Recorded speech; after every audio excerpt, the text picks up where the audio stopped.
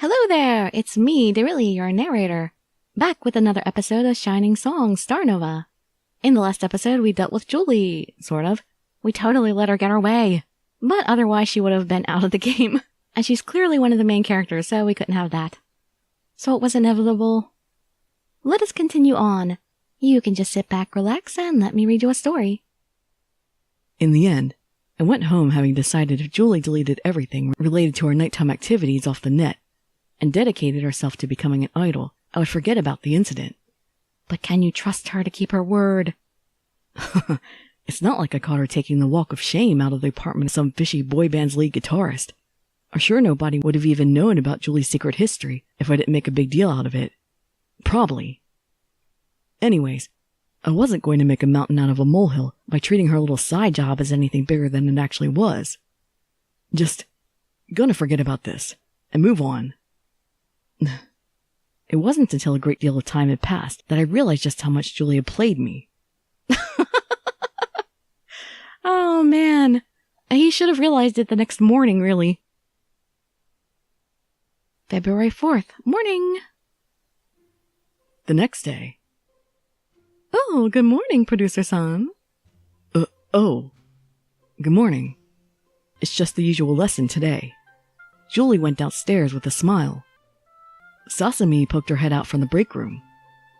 I don't really know what happened, but it looks like things turned out alright with Julie-chan. It's still too soon to tell whether things worked out or not, but we've come to a truce of some sort. She's still dangerous, though. Girls like her bring risk to an idol group. We might be unknown right now, but once Starnova properly debuts, everyone will be expected to comply with the code of conduct. There won't be any second chances for her. Make sure she keeps her end of the bargain. Of course, producer-san. Aki poked her face out from behind a whiteboard.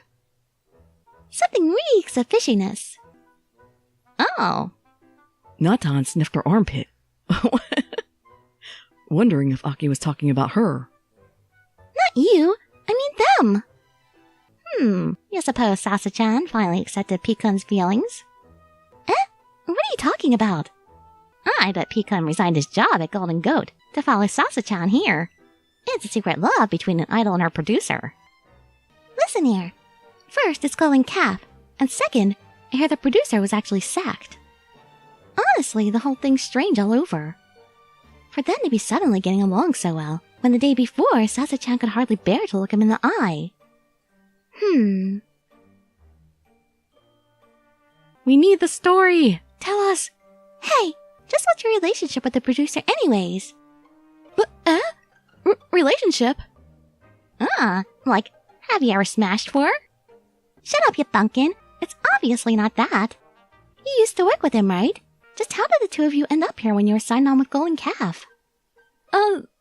Well, actually, I never even spoke to the producer while we were at Golden Calf. It's a big agency spread over 15 floors of a skyscraper, so even if we both worked at the same place, the chances of us actually crossing paths were small. Listen here, it's obvious there's something going on between the two of you, and yet you expect us to believe that you haven't even spoken to each other before coming here? Maybe the two of them are new types, who can communicate through their minds. New types?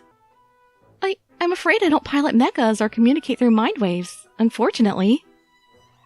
Actually, it's more like he saved me from a bad situation. I can't really talk about it in detail, but I owe the producer a debt. After all, it's my fault he ended up like this. I can't hear you. Speak louder. I kinda get it, but I kinda don't. Hey, you two. Give Sasa-chan some room. I'm sure you guys wouldn't appreciate it if someone hassled you about your life story. Oh, Maria. You're looking energetic today. Well, I wasn't up all night tending to middle-aged geezers with marital issues. Sasa-chan, let me give you some advice. I always hear one of two stories from men in the city. Either they're complaining they don't have a woman, or they're complaining about their woman. They say that on average, a man thinks about sex 4 times a day. That's not what I've heard. I've heard it's like 8 times a minute. And considering how well sex sells nowadays, you'd think the real numbers are more like 9 or 10 times a day. Way more than that. The real world's dirty, men are horny, and women are dumb. Life ain't like some shoujo manga. So take your mind off that producer and look out for yourself. Maria sure got fooled good by a guy during her girlhood, huh? Hey, don't just go writing my backstory by yourself. Anyways, I don't think the producer's like that. I guess it just can't be helped. Girls your age look at the world with those rose-tinted goggles. The goggles don't crack until you've been fooled a few times. Why are you laughing maniacally about that? You take delight in girls losing their innocence? Empty laughter echoed inside Maria's chest. It looks like Maria's getting flashbacks. Will you just... Natan leapt away before Maria could whack her on the top of the head. Safe. I wouldn't count on it. She can still chase you. Well, I guess the producer's not too bad. I'm winning them over one by one. Maria looked at Julie with shock upon learning her compatriot had flipped sides. Don't get the wrong idea. He's probably just a Class A loser who got fired from his real job and washed up here. I bet he's a stupid virgin, too. I can totally see him curling up to an eroge daimakura every night and repeating to himself that 2D is all he needs. Anyways, I doubt he's a player or anything. I guess he's more like just a loser. I don't think he's got the guts to trick us, though. It's not like I particularly like him or anything. I'm just saying. Oh, she's fallen for me already. Could it be that Julie-chan has taken a liking to the producer too? Tsundere mode on! Natsuki jumped up behind Julie and split her hair into twin tails. Yeah! As suspected, Tsunderes need blonde twin tails. What a perfect specimen. Don't just toss me into a character archetype. But clearly you were written that way. Don't worry. We all need to choose our character types eventually anyways. Hey, you. Maria eyed Julie. Something happened between you and the producer last night, didn't it? Well, not really. She ain't buying it. What? Quit staring at me. Looks like break time's over. Let's practice. Suspicious. Very suspicious. Let's turn it into a love nest here. I'm building myself a harem. I walked downstairs and entered the dance studio. Oh, it's Oni-chan. The girls gathered around me. So am I Mr. Popularity with everybody except Aki and Maria now? For once, I smiled and delivered good news. Looks like the date of your debut live has been decided. The debut live? You mean it's really happening? All right. Someone pinched my face. This isn't a dream? Natsuki chopped Maria on the top of her head. Hey-ya! Ow! The hell? Yes, it's not a dream. You! I showed the girls a flyer for a live house near Akiba. Anisong Night. Local talent sing the latest anime songs, March 11th. Seeing the flyer somewhat deflated the girls' energy. Aww. Annie song fast. I thought you said this was supposed to be our debut live. Well, since it would be too difficult to hold our own live, the manager of the live house has agreed to let us sing our debut song at the event. Of course, we'll be singing covers of Annie songs as well. Oh, I should have known. No matter how you look at it, a real debut live's just not in the cards for no-name losers like us, eh? Well, I still think it's a good idea. Since there'll be people there for the event, it's not like we have to worry about singing to an empty room. Maria shuddered. Please, anything but that. Speaking from past experiences, the beginning chapter where we work our asses off for our debut live, and then we finally stand on our first stage, only to discover that nobody's bothered to show up when the curtain rises, is one experience I never want to experience ever again. Oh, she's been through it before. So something like that has happened in Maria's past, eh? Huh. What a tear-filled backstory. Right out of an idol drama anime. Shut it. Well, all idol units must begin somewhere, no? Well, I guess it's not too bad for our first live. Anyways, Anna songs, huh? Do you have a list of songs you want us to sing? Actually, I thought you girls would have a better idea of what songs are popular right now. Oh, I can't really say I know much about anime. Mika should know, come on! Unfortunately, I'm not familiar with that fandom either. Oh, come on, not one of you? Nata knows nothing. Come on, Mika's gotta know, right? It's always the same stuff that's popular, right? How about the Melancholia Suzu? What era are you from? That show's pretty much ancient history now. No. If you're talking about the pandemic sweeping across Japan now, it's definitely the... Oh, you've exposed yourself now, Aki. Ah, so we're an idol group who sings songs by fictitious, more popular idol groups. Oh, she does have something to say. It's a cultural phenomenon, right? What's wrong with it? You have a problem. Buh. I offered a notepad to the girls. Please write down a set list of covers for the live. I believe 3 covers should be sufficient. Aki eagerly took the notepad. Okay, don't worry, Oni-chan. Aki-chan's got this. I let the girls work out the set list. We have approximately a month until the live. Please bind your lessons carefully in the coming weeks. Okay. The end of the day arrived. I walked downstairs to the studio on a certain matter. Good work, everyone. Good work! The girls had gained a sliver of motivation thanks to the news of the live. While they still had a long way to go, it seemed like they were coalescing into something resembling a unit. With one exception. As I feared, Mika was the oddball of the group. Thanks to her one-woman fantasy act, the other girls were maintaining a wide circumference around her. In a way, Chunibyo were loners. They operated on a wavelength different from regular people. Out of all the girls, Mika was the most challenging to figure out. Underneath her fake persona, she felt like an awkward recluse. What was a girl like that doing trying to become an idol? Mika noticed me watching her. What does Black Knight wish from this one? I was wondering, you watch the most late-night anime out of all the girls here, right? Indeed. I monitor the airwaves dutifully to learn the latest happenings through the kingdom. Then, you should help out with the live. You must already know all the latest Anna songs by heart. That is... More importantly, which direction do the crows fly tonight? If eastward, it means the Holy Crusade is approaching. We must make haste to prepare our defenses. Avoiding the topic, are we? This girl, she was obviously having trouble fitting in here with the rest of the group. I had to do something so they could all work together as a team. The Lord of the Night has a mission for you, lowly one. What the hell was I doing? Before you even knew it. Suddenly, I got agonizing flashbacks to my junior high days when I got into anime for the first time. A late bloomer. I was such a dumbass those days, marching around the school like I was the protagonist of some anime, embarrassing myself in front of all the girls. Just the thought of all the humiliating things which left my mouth during those years made me cringe hard enough for my teeth to shatter. Oh!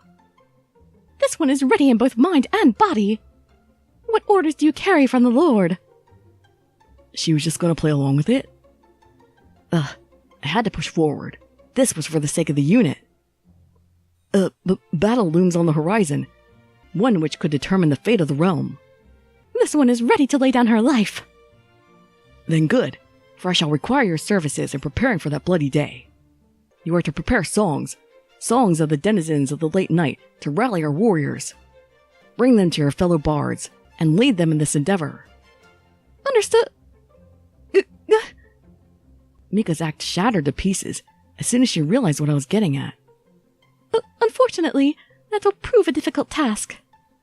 While I am well versed in the songs you seek, I am afraid I lack other qualifications. In other words, who? Mika outstretched her arms and opened her palms as if saying, "Just look at me." Years of staying up all night and sleeping in all day have made me into what society call a human failure. No employment, education, or training. I can't approach the other girls. They shine so brightly that my eyes hurt. They speak so fast that I cannot keep up. I only have life experience with one-on-one conversations at best. Speaking to 6 other girls simultaneously is like playing on nightmare mode. It is simply not possible. The other girls shine. I hated to speak poorly of my own talents, but Mika was overestimating their power levels. For all intents and purposes, the other girls were just normies trying to become celebrities. Hardly industry icons to be dazzled blind by. But you wanted to become an idol, right? Isn't that why you're here? Who? Inspired after watching a certain idol anime, I felt motivated to turn my life around by seeking employment in an industry which I was familiar with. But a successful re-entry into society proved more difficult than I anticipated. In short, I am not sure if I am cut out for this line of work. I am sorry.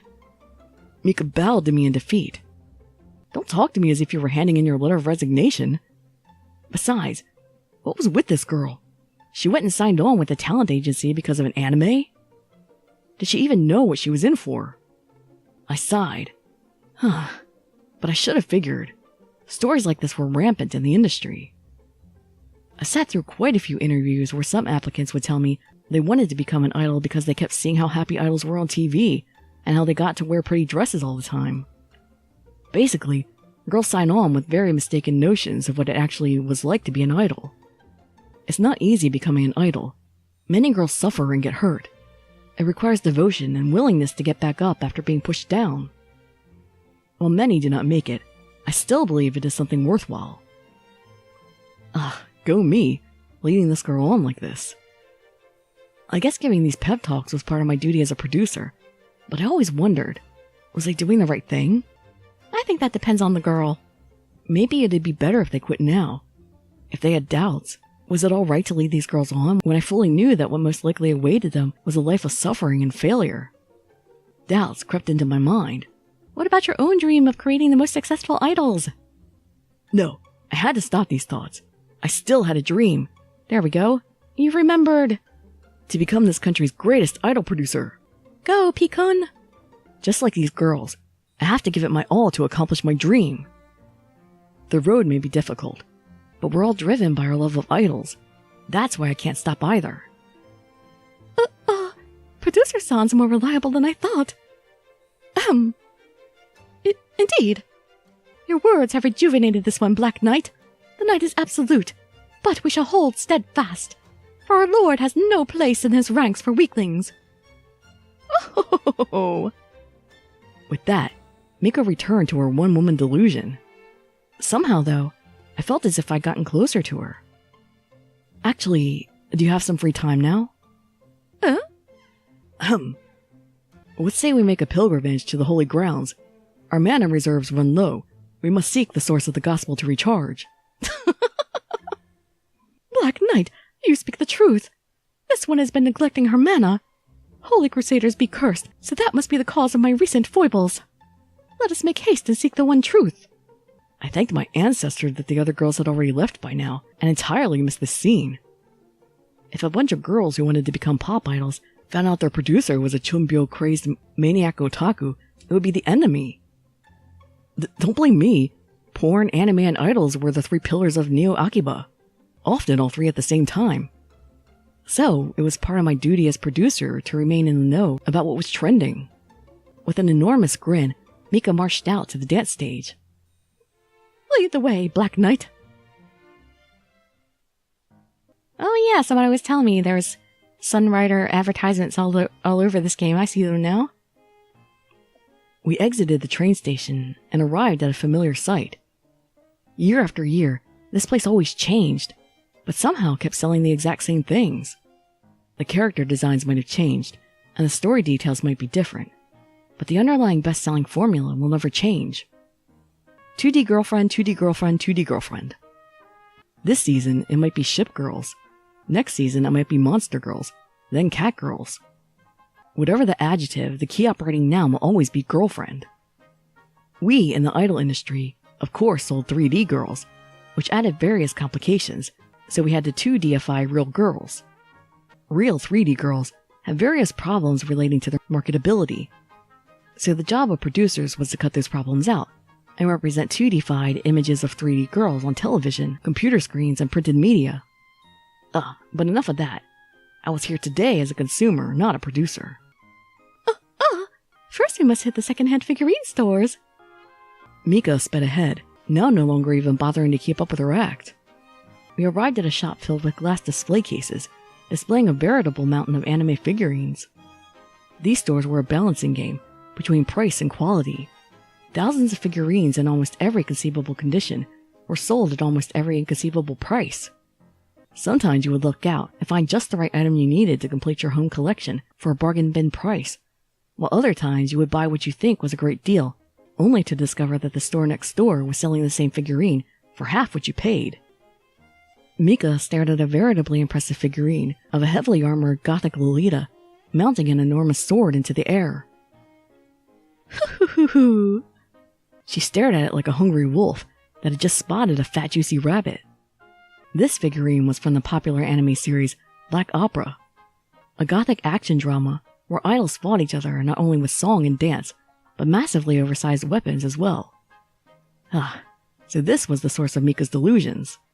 Now is that real or is that made up for the game? Unfortunately, Mika's dreamy smile vanished when she saw the 40,000 yen price tag. Maybe another store will have it for cheaper. One day, when I'm a famous idol, I'll be able to afford figurines like this. I couldn't help but laugh at Mika's lamentation. So, you want to become an idol to be able to buy anime figurines? Wrong. Black Knight, when you look at this figurine, doesn't it make you want to become part of that character's world? Shed our mediocre existences and become a gothic Lolita idol with a claymore. Yes, as a male producer, that's really what I want when I look at this figure. That's why I want to become an idol. I could totally understand what Mika was saying. This town was what made me become a producer too. I remember when I was younger, sneaking out here, as if I was committing a crime. Back then, you had to hide your interest in this stuff more. But that might have just made it more fun. Somehow, my life before finding out about this world was gray. I guess this is what gives my life color. You are truly my brethren, Black Knight. Don't tell anybody. After looking around the store more, we headed to our next destination. We arrived at an arcade. Rows upon rows of UFO catchers lined the floor of the arcade. I swear these UFO catchers were scams, all of them. I once spent 3,000 yen here and never even got a single catch. Of course, just when you think that, you see a guy walk out lugging a bag full of prizes, like Santa Claus handing off a sack of gifts on Christmas Eve. Those guys definitely had to have been planted by the arcade owners to give the illusion that there was actually a chance of grabbing something good. The dastardly UFO catchers are as slick as ever. But what is this? Mika homed into a machine offering a slightly cheap-looking Black Opera figurine inside a box. Obviously, less care had been given into detailing the character's facial features and hair, and it lacked any kind of heavy weaponry. Still, a figurine was a figurine. The box hung off the ledge, which led to the prize gate by a few centimeters. From the looks of it, just a tiny nudge would seem enough to finally knock it over through the hole. Oh, looks can be deceiving. They could probably plant that. Huh, yeah, right. I've fallen for that trick enough times to know that in reality, I had a better shot at becoming the front man of a trendy male idol unit at my age than winning one of these. It wouldn't surprise me if it was like glued in there. Ooh, the siren songs are strong. I cannot resist. Mika reached into her coin purse and put 300 yen coins into the machine. I'd just try pushing the box off with the UFO's body instead of trying to grab it with the claws. Mika pressed the buttons to manipulate the UFO, her brows furrowed with concentration. She held on to the back button for too long, moving the UFO too far back. It dropped down, one of the claws grazing the far side of the box, but otherwise having no effect. I can't yet recoup my losses. Mika put another 300 yen into the machine. Ah yes, this was how this arcade remained in business throughout the years. Great Recession, increasing consumption taxes, and inflation all be damned. People just had to get their anime figurines. You could say this entire town was built upon that principle. Mika gritted her teeth as she maneuvered the UFO slightly to the right of the box so that it would tip the box into the hole when it dropped down. Unfortunately, the UFO moved back up as soon as it hit the edge of the box, its claw sliding off the sides. For a minute, the box wobbled about a millimeter before returning to its position. Cool! Mika hissed in frustration and put in another set of coins. Mika, stop it! Before you whittled away your entire life savings into this futile venture. Somehow, the image of an unemployed middle-aged man mindlessly playing inside a pachinko parlor came to mind. I hinted that we should leave by looking out of the arcade. Suddenly, I heard a thunk behind me. Oh, I did it! Mika reached into the prize receptacle and proudly held on to her new figurine. Wait, how did you? Thanks to me looking away at the wrong time, I missed the crucial moment when the laws of the universe were bent, and an Akiba UFO machine yielded a prize. Crap, I missed my chance to learn the trick behind these machines. If only I had paid attention. An arcade employee arrived to replace the figurine box inside the machine. Her prize firmly in hand, Mika marched out of the arcade with a satisfied look on her face. Good for you, Mika. Why am I spending the entire night with Mika? I thought we were supposed to look for music or something. I guess we're just socializing her? After browsing some more stores, we walked back to the station. Mika held her new figure in front of her with a proud look on her face. Hoo-hoo! Today's loot proved bountiful. Perhaps you are a lucky charm, Black Knight. I will do well to keep you near. I'm a producer, not a charm you buy at a shrine. Just then, Mika's stomach growled loudly. The rush of victory has drained my mana. Come to think of it, we haven't had dinner yet, have we? I guess you forget trivial things like that when you're having fun with a fellow denizen of Akiba. And a girl to boot. Should we go grab something? Indeed! Lead the way, Black Knight! The two of us went into a nearby cafe, the smell of bread making my taste buds salivate. Mika got a tray and placed a sausage bread on top. After checking out our food, we took our seats at a table. Goo-hoo-hoo! I see that the Lord of Night's judgment was not misplaced. You are indeed worthy of this one's faith. Well, glad to have your vote of confidence. It brings this one joy to see that another of this faith has come. While we number few against the followers of the light, once we muster our forces, our new era shall begin. Ahem. Actually, the real reason I took you out was to help you get along with the other girls. Oh, so the Black Knight had ulterior motives. Foibles be upon this one. Hashimoto-san, there's a time for fun, but being an idol also means that you're an adult working in society. Working in society? Adult? Even if we're in the otaku industry, it's still an industry, meaning we're workers in a company. We're not the consumers, we're the creators. It's a totally different thing. I understand. Sometimes we have to do things we don't want to do, just to make a living. Well, actually most of the time we have to do things we don't want to do to make a living. Yeah, most people hate their jobs. Being a popular idol takes more than just liking anime. You never see it on a television, but an idol's success is built upon a pillar of blood. I sighed. I probably just sounded like I was pointing out the obvious. People just nodded their heads and say, I figured as much, whenever someone pointed out that being an idol was hard work. Unless they've experienced it firsthand, no one could ever imagine the pressures these girls faced. An idol was a symbol of perfection, a standard no girl could meet, no matter her effort. Well, I guess you'll experience it firsthand soon enough. Anyways, remember that your teammates are working alongside with you, and I'm still here as your producer. Everyone here is a part of this industry. It's nice working with people who all share a common dream, so there's no need to be a loner. If those are the Black Knight's words, then this one shall take heed. There wasn't much more I could say. Some things just couldn't be effectively communicated through words. But I felt like I had to protect Mika. She was just a foolhardy girl who had no idea what kind of industry she was stepping into. Man, I think Mika's my favorite. I kind of want to date her, but I don't know. Sasa-chan does seem to be canon. And it seems like it might be a good idea to do her first. We kind of have a long ways to go until this full game comes out, I think, so we have some time. If people actually start watching this with me. Or was that my own moe delusions getting the better of me? In the end, it was other clever guys like me who write up scenarios, which delude losers into thinking they could protect some innocent girl. In the end, I guess this just meant I was a crap otaku too. I shook myself out of those thoughts. I was Mika's producer. I was definitely going to make her into Japan's next top idol. I, of all people, could not begin to doubt myself. With my confidence gathered, I finished the rest of my bread. Alright, we're going to go ahead and stop the video there, because I'm having a hell of a time reading for some reason. I don't know what it is. Maybe it's because it's kind of late. And I had already read 2 videos for my main channel before this. But like, my tongue is just not working, and my voice is like kind of gravelly.